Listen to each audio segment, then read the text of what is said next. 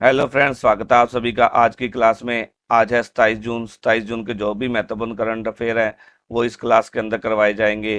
तो आप इस वीडियो को शुरू से लेकर अंत तक जरूर देखना, ताकि एमसीक्यूज के जो भी डिटेल में करवाया गया है वह रह ना जाए।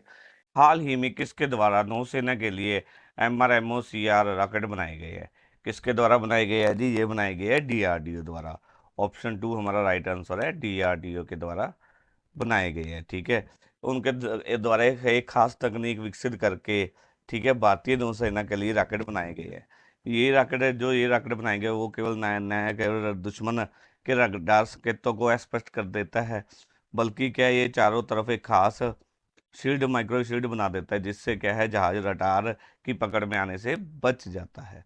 ठीक है, इन रैकेट्स को क्या नाम दिया गया है? ये जो रैकेट्स है जो बनाए गए हैं खास तकनीक का उपयोग करके, इनको MRMOCR नाम दिया गया है। ठीक है, इसको बात करते हैं डीआरडीओ द्वारा कहाँ पर बनाया गया। इसको इसको डीआरडीओ द्वारा बनाया गया है रक्षा प्रयोगशाला जो डीआरडीओ की जोधपुर, वहां पर बनाया गया है।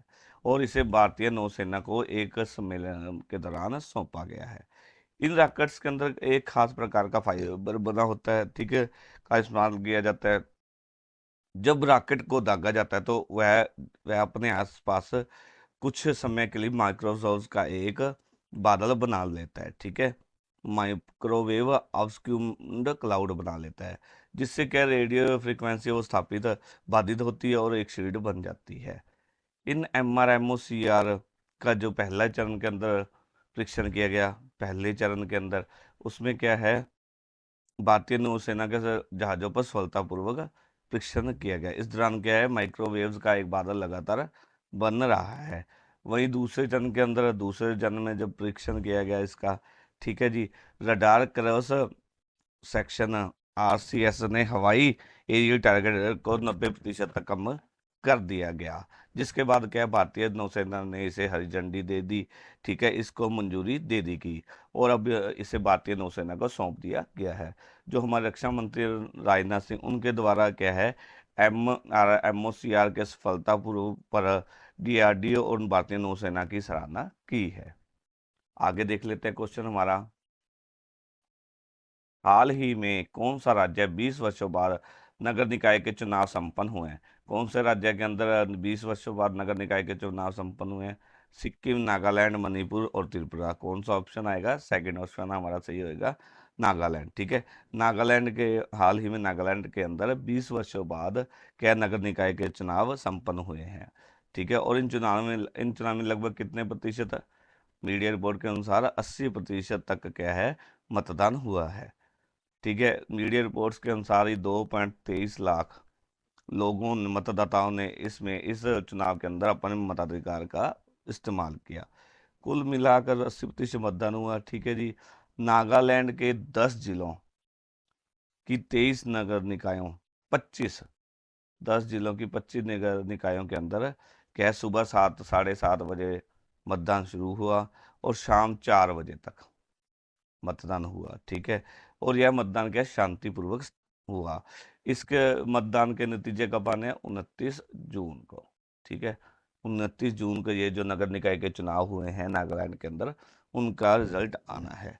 ठीक है जी, अब बात कर लेते हैं कि 20 वर्षों बाद ही नगर निकाय के चुनाव क्यों हुए, या इस कारण हुए क्योंकि क्या है, नगर निकाय के ना होने का कारण है आदिवासियों को इसका नगर निकाय का चुनाव ना होने के लिए जिम्मेदार माना जा रहा है। और कुछ नगर निकाय जो आदिवासी निकाय है और कुछ स्थानीय संगठनों के द्वारा क्या है, महिला के आरक्षण के खिलाफ थे वो। ठीक है, और इसी वजह से क्या है, नगर निकाय के चुनाव में देरी हुई और लगभग 20 वर्षों बाद नगर निकाय के चुनाव संपन्न हुए। नेक्स्ट देख लेते हैं जी हमारा। सितंबर माह में किस कव्वाली गायक की आखिरी एल्बम रिलीज होने वाली है? नुसरत फतेह अली खान, मोहम्मद रफ़ी, अमीर खुसरो वक्त में से कोई नहीं। किसकी होने वाली है जी? ऑप्शन 1 हमारा राइट आंसर है, नुसरत फतेह अली खान की। हाल ही में क्या सितंबर के अंदर आखिरी एल्बम रिलीज होने वाली है। ठीक है, जो दिवंगत नुसरत फतेह अली खान है, ठीक है जी, की दिल को छू लेने वाली आवाज़ थी। ठीक है, जो सभी प्रशंसकों के कानों में गूंजती है। ठीक है, उनकी आवाज़ के अंदर क्या था, इस प्रकार ऐसा एक जादू था कि आज भी उनके प्रशंसक है जो, वो उनकी कवालियाँ सुनते रहते हैं, बारी बारी सुनते हैं। ठीक है जी। दिवंगत नुसरत को अनसुनी रिकॉर्डिंग का एक एल्बम, कौन सी रिकॉर्डिंग का एक एल्बम है? इस एल्बम का नाम क्या है? चैन ऑफ, ठीक है, लाइट। जो इस एल्बम का नाम क्या दिया गया है? Chain of light. वो सितंबर के अंदर रिलीज होने वाली है। इस जो एल्बम को क्या है, ब्रिटिश संगीतकार है पीटर ग्रेबियल के रियल ने, जो पीटर ग्रेबियल के रियल वर्ल्ड रिकॉर्ड्स के आर्काइव में खोजा गया। ठीक है जी। इस एल्बम को क्या है, दिवंगत नुसरत की इस अनसुनी एल्बम को, चैन ऑफ लाइट को, ब्रिटिश संगीतकार पीटर ग्रेबियल के रियल वर्ल्ड, ठीक है, रिकॉर्ड्स के आर्काइव में खोजा गया है। लेबल को क्या है, लेबल को नुसरत 1989 के अंदर क्या है, 1989 के अंदर नुसरत ने अपने हस्ताक्षर किए। ठीक है। और 1990 के दशक में, ठीक है, उनके साथ यूनिवर्सल तौर पर एल्बमों की एक श्रृंखला जारी की। अब लेबल द्वारा यह फैसला लिया गया कि वह इस एल्बम को 20 सितंबर को रिलीज करेंगे, जो एल्बम है चैन ऑफ लाइट को। ठीक है। पीटर ग्रेबियल ने लेबल की अधिकारी वेबसाइट है, क्या पीटर ग्रेबियल ने लेबल की जो अधिकारी वेबसाइट है उस पर ट्वीट किया गया कि मैंने अब पूरी दुनिया में अभी तक कई संगीतकारों के साथ काम किया, पर उन सभी में से महान गायक है जो नुसरत फतेह अली खान ही रहे हैं। ठीक है। वह नुसरत ना जाने ऐसा क्या करते थे कि उनकी आवाज़ कुछ ज़्यादा ही अनोखी और मधुर थी।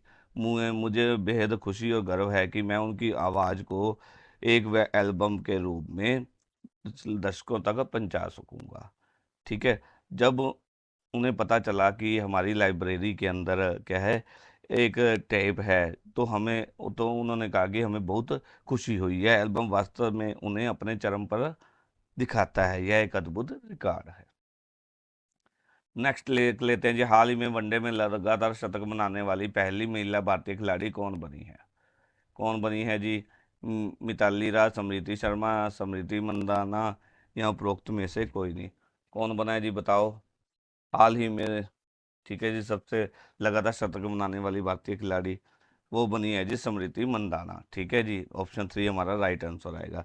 स्मृति मंदाना ने क्या है, 19 जून को बेंगलुरु का एक जो स्टेडियम है, चिन्ना स्वामी स्टेडियम के अंदर, ठीक है, स्मृति मंदानी द्वारा 19/6 को बेंगलोर के चिन्ना स्थानीय स्टेडियम में खेले गए दक्षिणी अफ्रीका के खिलाफ दूसरे वनडे में 2 संयुक्त शतक, ठीक है, लगाने वाली पहली भारतीय खिलाड़ी बनी, महिला खिलाड़ी बनी। उन्होंने द्विपक्षीय एक दिवसीय अंतर्राष्ट्रीय श्रृंखला में एक भारतीय महिला द्वारा सबसे सर्वाधिक रन बनाने का रिकॉर्ड भी दर्ज किया। ठीक है जी। अब बात कर ले स्मृति मंदाना का जन्म कहाँ हुआ? 18 जुलाई 1966 को हुआ। ठीक है जी। 18/7/1996, सॉरी, 66 गलत से बोल दिया, 1996 को हुआ। ठीक है जी। वह महिला प्रीमियम लीग में रॉयल चैलेंजर्स बेंगलौर के लिए खेलती हैं। घरेलू क्रिकेट में वे क्या है, महाराष्ट्र की ओर से खेलती हैं। ठीक है। और जून 2018 में भारतीय क्रिकेटर बीसीसीआई ने इन्हें क्या है, बीसीसीआई पुरस्कारों में श्रेष्ठ महिला अंतर्राष्ट्रीय पुरस्कार भी दिया गया है। अब बात कर लेते हैं वनडे द्विपक्षीय सीरीज में भारतीय महिलाओं का सर्वाधिक रन। ठीक है। 2024 के अंदर तो हमने देख ही लिया, स्मृति मंदाना का है, जिन्होंने क्या 3 पारियों में 343 रन बनाए। ठीक है। और अब दूसरा कौन सी है, 2003-4 के अंदर दूसरी जो है, वो हैं 2003-4 के अंदर हैं जय शर्मा, जिन्होंने क्या है, न्यूजीलैंड के खिलाफ 5 पारियों में 309 रन बनाए। दूसरी जय शर्मा आ गई। तीसरी बात कर लेते हैं, तीसरी है मिताली राज, मिताली राज। ठीक है। इनके द्वारा क्या है, 2004-5 में, 2005 में, ठीक है, 7 पारियों में 289 रन बनाए ऑस्ट्रेलिया के खिलाफ। ठीक है जी। और अब बात कर लेते हैं नेक्स्ट क्वेश्चन की। हाल ही में 27 जून को कौन सा दिवस मनाया जाता है? विश्व स्वास्थ्य दिवस, विश्व जल दिवस, सूक्ष्म लघु एवं मध्यम उद्योग दिवस, उपरोक्त में से कोई नहीं। मध्यम उद्योग दिवस है। ठीक है जी, राइट आंसर हमारा 3 ऑप्शन होगा, सूक्ष्म लघु एवं मध्यम उद्योग दिवस। सॉरी, हर साल 27 जून को क्या है, सूक्ष्म लघु लघु एवं मध्यम उद्योग दिवस मनाया जाता है। इस दिवस को मनाने जाने का मुख्य उद्देश्य क्या है, सूक्ष्म लघु एवं मध्यम उद्योगों द्वारा वैश्विक आर्थिक विकास में किए गए महत्वपूर्ण योगदान के बारे में जागरूकता बढ़ाना है। इसका मुख्य उद्देश्य क्या है, यह है सूक्ष्म लघु एवं मध्यम उद्योगों द्वारा वैश्विक आर्थिक विकास में किए गए महत्वपूर्ण योगदान के बारे में लोगों में जागरूकता बढ़ाना है। इस दिवस को 2017 के अंदर क्या संयुक्त राष्ट्र महासभा द्वारा स्थापित किया गया, तभी से क्या है हर साल 27 जून को यह दिवस मनाया जाता है। इससे भी अब हर साल दिवस मनाने के लिए दुनिया भर में सरकारें, एजेंसियां, एनजीओ द्वारा विभिन्न कार्यक्रम और हाँ गतिविधियों का आयोजन किया जाता है। इसे देश की रीढ़ की हड्डी माना जाता है। इसको क्या है, देश की रीढ़ की हड्डी भी माना जाता है, सूक्ष्म लघु एवं मध्यम उद्योग को। ठीक है जी, नेक्स्ट क्वेश्चन देख लेते हैं। हाल ही में पुर्तगाल के नए प्रधानमंत्री कौन बने हैं? Antonio Costa, Luis Montenegro, Nawaf Salam या उपरोक्त में से कोई नहीं। बताओ जी, कौन बने हैं हाल ही में पुर्तगाल के नए प्रधानमंत्री? वो बने हैं, ऑप्शन 2 हमारा राइट आंसर है, लुइस मोंटेनेग्रो। ठीक है जी, अब बात करते हैं पुर्तगाल की। जो 8 वर्ष बाद है समाजवादी शासन के बाद, डेमोक्रेटिक अलायंस के नेता जो हैं लुइस मोंटेनेग्रो को पुर्तगाल का प्रधानमंत्री बनाया गया। मोंटेनेग्रो का अब लक्ष्य क्या है, एक दशक के केंद्र वाम शासन से विभिन्न नीतियों को लागू करना, जो कर कटौती और निजी क्षेत्र का समर्थन करने में केंद्रीय करता। अब बात कर लेते हैं पुर्तगाल की करेंसी कौन सी है, यूरो। ठीक है, यूरो करेंसी है। ठीक है, अब कैपिटल देख लेते हैं कौन सी है, वो है लिस्बन। ठीक है, यह इसकी पुर्तगाल की राजधानी है। नेक्स्ट क्वेश्चन देख लेते हैं जी, कौन सा है हमारा।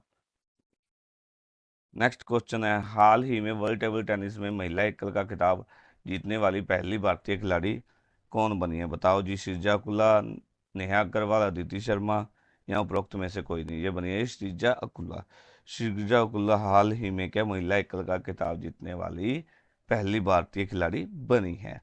इन्होंने क्या है, डब्ल्यू WTT कैडर कैडर एकल खिताब जीतकर इतिहास रचा, तथा हैदराबाद की श्रीजा अकुला, ठीक है, विश्व टेबल टेनिस कैंडिडेट एकल खिताब जीतने वाली पहली महिला खिलाड़ी बन गई।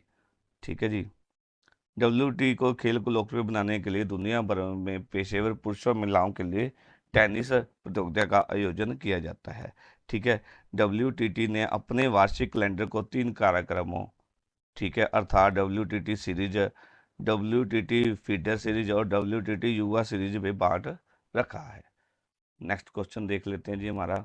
हाल ही में किस राज्य द्वारा उल्लास कार्यक्रम के तहत पूर्ण कार्यक्रम क्रियात्मक साक्षरता साक्षरता हासिल की है? सिक्किम, नागालैंड, मणिपुर या लद्दाख?